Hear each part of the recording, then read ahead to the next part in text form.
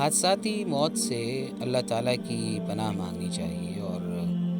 اسی طرح ناگہانی موت سے بھی اللہ تعالیٰ کی پناہ مانگنی چاہیے۔ اور موت سے پہلے انسان کسی ایسی بیماری میں مبتلا ہو جائے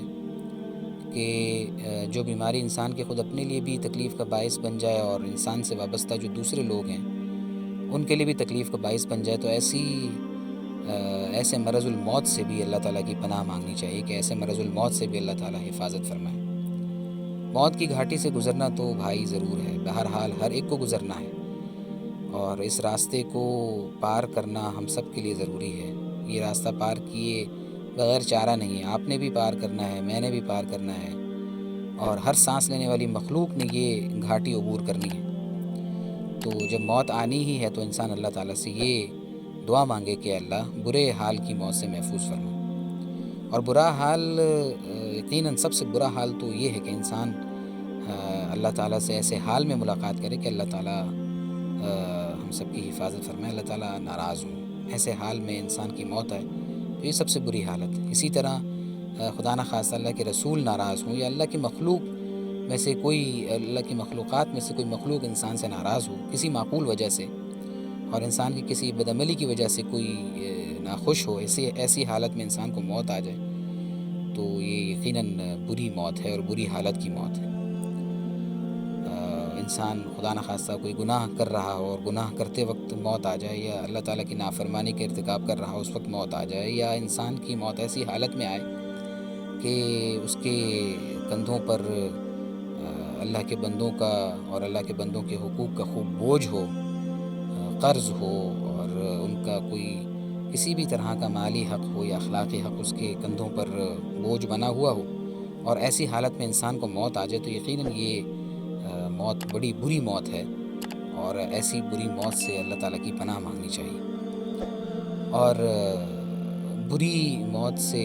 بچنے کے لیے اور بری موت سے حفاظت کے لیے ایک عمل اللہ کے رسول صلی اللہ علیہ وسلم نے بھی سکھایا ہے انسان کو، اس کی بھی پابندی کر لینی چاہیے۔ اللہ تعالیٰ ہمیں بھی اس عمل کی پابندی کرنے کی توفیق عطا فرمائے۔ ایک صحابی ہیں، نام تو ان کا مجھے ابھی یاد نہیں آ رہا ہے، حیات الصحابہ میں حضرت کاندیلوی رحمہ اللہ نے یہ روایت نقل کی ہے۔ وہ صحابی آخر عمر میں ان کی بینائی چلی گئی تھی، وہ نابینا ہو گئے تھے، تو انہوں نے اپنے جو گھر کے اندر اپنا کمرہ تھا جہاں وہ عبادت کیا کرتے تھے یا جہاں وہ آرام کیا کرتے تھے، وہاں سے گھر کے دروازے تک ایک رسی باندھی ہوئی تھی، اور جب گھر کے دروازے پر آ کر کوئی سوالی صدا لگاتا تھا، کوئی مسکین کوئی فقیر آ کر کچھ مانگتا تھا، تو یہ صحابی یہ کیا کرتے تھے کہ اپنا صدقے کا مال انہوں نے اپنے پاس کوئی کھانا وغیرہ کوئی ٹوکری میں رکھا ہوا تھا، وہاں سے وہ اٹھاتے اور رسی کو پکڑتے پکڑتے رسی کے سہارے گھر دروازے تک پہنچتے تھے، اور اپنے ہاتھ سے اس سوالی کو وہ صدقہ دیا کرتے تھے۔ تو گھر والوں نے کہا کہ آپ یہ تکلیف کرتے ہیں، آپ یہ زحمت کرتے ہیں، آپ ہمیں کہہ دیا کریں، ہمیں دے دیا کریں، تو ہم آپ کا یہ کام کر دیں گے، اس میں کوئی مشکل بات تو ہے نہیں، تو آپ یہ زحمت کیوں کرتے ہیں؟ تو وہ صحابی کہنے لگے کہ میں نے اللہ کے رسول صلی اللہ علیہ وسلم کو یہ فرماتے ہوئے سنا ہے کہ اپنے ہاتھ سے مسکین اور فقیر اور سوالی کو صدقہ دینا بری موت سے بچاتا ہے۔ یعنی اللہ تعالیٰ اپنے ہاتھ سے جو انسان کسی سوالی اور فقیر کو صدقہ دیتا ہے تو اس عمل کے ذریعے سے اللہ تعالیٰ انسان کو بری موت سے اور بری حالت کی موت سے اللہ اسے محفوظ فرماتے ہیں۔ تو یہ عمل بھی کرنے کی کوشش کر لیجیے۔ یہ اگر آپ کسی چیریٹی ادارے کو اپنے صدقات دے دیتے ہیں، زکوٰۃ دے دیتے ہیں، کسی مدرسے کے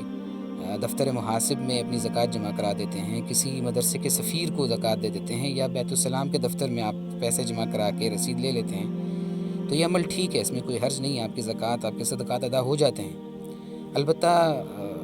کوشش یہ کرنی چاہیے کہ کچھ صدقات کی رقم یا کچھ صدقات کے جو سامان ہو، کچھ اشیاء ایسی آپ رکھیں ساتھ علیحدہ سے کہ جو آپ اپنے ہاتھ سے کسی مسکین کو دیں اور اپنے ہاتھ سے اس مسکین تک پہنچائیں، اور انسان پھر اس عمل کے وسیلے سے اللہ تعالیٰ سے یہ دعا مانگے کہ اے اللہ، آپ کے حبیب صلی اللہ علیہ وسلم نے بری موت سے بچنے کے لیے عمل ہمیں ارشاد فرمایا ہے یا عمل ہمیں بتایا ہے، تو اے اللہ اس عمل کے وسیلے سے میری بھی بری موت سے حفاظت فرما دیجیے، میں آپ سے بری حالت کی موت سے اس عمل کے وسیلے سے پناہ چاہتا ہوں۔